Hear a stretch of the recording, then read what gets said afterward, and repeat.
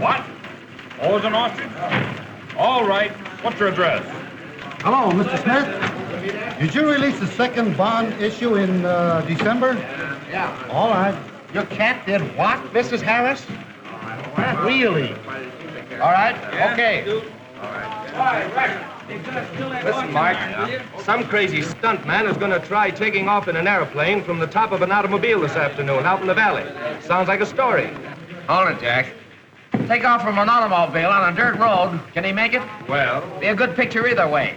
I'll send Mac out with a snapper. it's 40 miles out to the valley. We'll never make today's paper. A wire photo will make it if they pull it by 4 o'clock. Hello, Joe. I'm sending McIntyre and a photographer down. Get started for the valley right away. Yeah, some guy's gonna... Speed, the life's blood of a newspaper. Speed, speed, speed. Train, telegraph, airplane, telephone, and radio. Get the story, get it to the paper, get the paper on the street.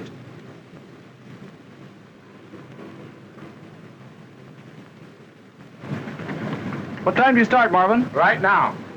Better warm up the machine, Ed. Ready for a hookup.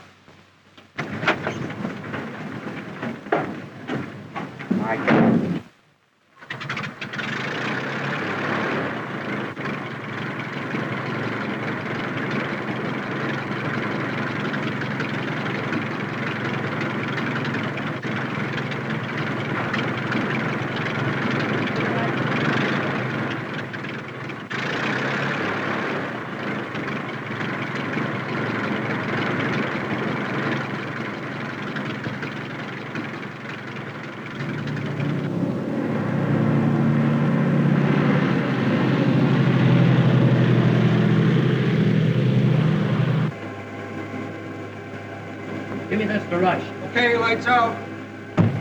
Every available development of science and engineering has been utilized to get the story to the reader in the shortest possible time.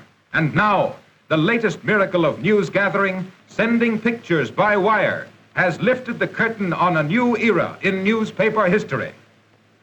Traveling almost as fast as the telephone story, wired photos now go across the continent with the speed of light.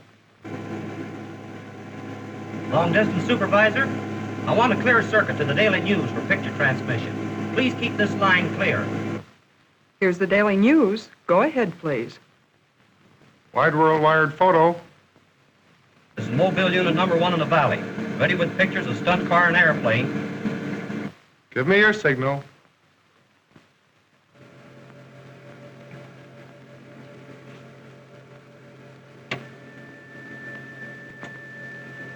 Although it took years to perfect, the technique of sending pictures by wire is comparatively simple.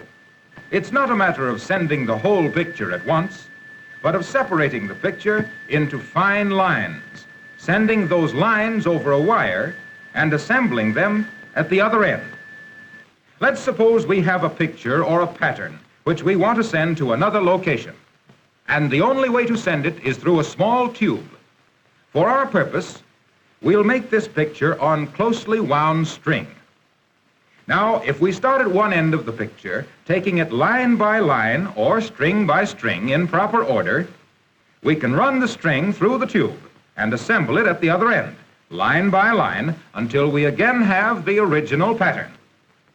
That is exactly what we do in wired photo transmission. But we now take the picture apart electrically and translate it into units that we can send over a wire. The units are lines, all of the same width, but of different tones of gray. If we have a given number of lines in a given space, the tonal value of the page, the difference between dark gray and light gray, is determined by the density of the lines. If the lines vary in density, they will form a pattern. Instead of changing lines into a pattern, wired photo transmission is simply a matter of breaking up the pattern or picture into lines. This process is called scanning. A light is focused on the picture, and as the drum revolves, this light scans the picture from top to bottom on this line. At the same time, the drum is moving slowly along in front of the light so that every part of the picture is scanned. If we stop the drum and look inside the case, Then remove the condensing and amplifying apparatus, leaving only the optical system. We see that as this light strikes each part of the picture, it is reflected back through a lens and an aperture. The aperture allows only 1/100th of an inch of the picture to pass through at a time, so that the picture is scanned in fine lines. The light that gets through the aperture goes into the photoelectric cell. This cell contains a plate made of a metal that has a distinct reaction to light. Electric current will pass more freely through the plate when it is exposed to a lot of light. Very little electric current will pass through if the cell is dark. Therefore, when there is a white spot on the picture, a lot of light is reflected from it into the photoelectric cell, and a lot of current passes through the plate. If there is a dark spot on the picture, little or no light is reflected from it onto the plate, and very little current will pass through it. The current is then radiated into the receiver of the telephone set, where the telephone coils pick up the energy or current and send it over the line to the wired photo receiving set. On the receiving machine, these currents are then transferred into corresponding lines on a photographic negative wrapped on a similar drum. Let's stop this drum and look inside. The light that reaches the negative comes from a neon tube into which our current has been fed. A neon tube is used because it will react more quickly to current than an ordinary tube. With lots of current, it immediately becomes bright, and with less current, the tube dims quickly.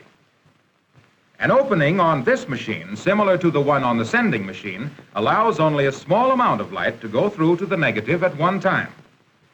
The whole story of wired photo transmission, then, is simply this. A lamplight scans the original picture. A white spot on the picture makes a lot of current. Lots of current makes lots of light on the receiving machine, and so exposes the negative more heavily at that point. A black spot on the picture reflects no light back into the photoelectric cell, no current passes over the telephone line, the neon tube remains dim, and the negative is not exposed. We have merely unwound the original by lines in terms of lights and shadows, and wound it up again on the negative.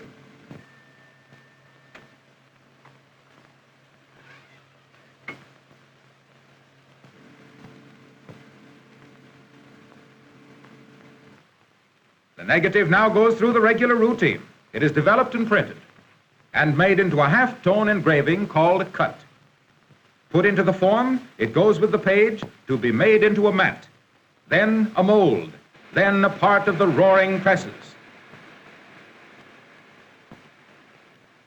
Before the advent of wired photos, days were required to send a picture from coast to coast by train and hours by airplane. Now, it is only a matter of minutes after a news event has occurred before newspapers all over the country are carrying pictures that tell the story more graphically and completely than the printed word. Pictures sent from any location by simply picking up a telephone and calling the paper.